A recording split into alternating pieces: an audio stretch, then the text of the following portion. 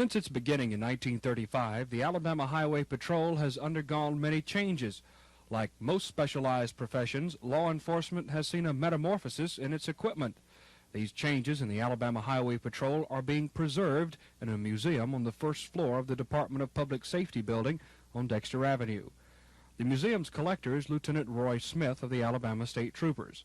Smith said the museum got its start in the early 70s. Colonel Dothard, our director at the time in 1974, expressed a desire that we have some memory of the past of this department displayed here in the lobby of Public Safety building, the State Department of Public Safety. And he asked that we attempt to find a 1936 Ford, which Sergeant John Davis up around Alex City found one, and Mr.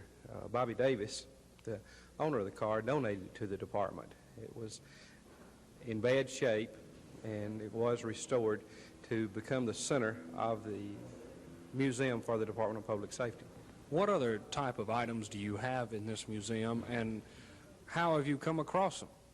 A lot of digging and search and hunting, and also the charter members of the department have been great in donating articles for the museum, and especially after it got started. It started out as the 36 Ford, and it was discussed of expanding it. And of course, one of our retired members, Captain Thorson, donated a 1921 Harley-Davidson motorcycle. The department had a 1961 Harley hand shift motorcycle. It was being junked, and it was taken and restored. The 36 Ford and a 1972 Javelin, which is the little sports car that the department used for a number of years as a patrol car.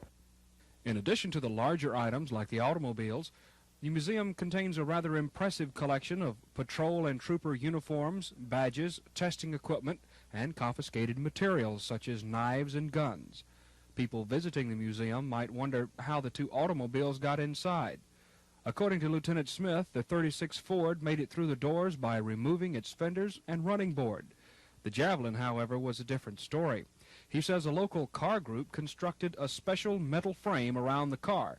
Then they turned the car on its side and used casters to roll it through the door.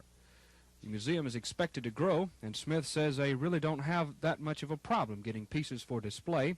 In fact, he said once people learned of the creation of the museum, they began volunteering articles. Smith says a mural of the history of the department will be unveiled soon, and it will, too, be placed in the museum. Dennis Latham, WSFA TV News.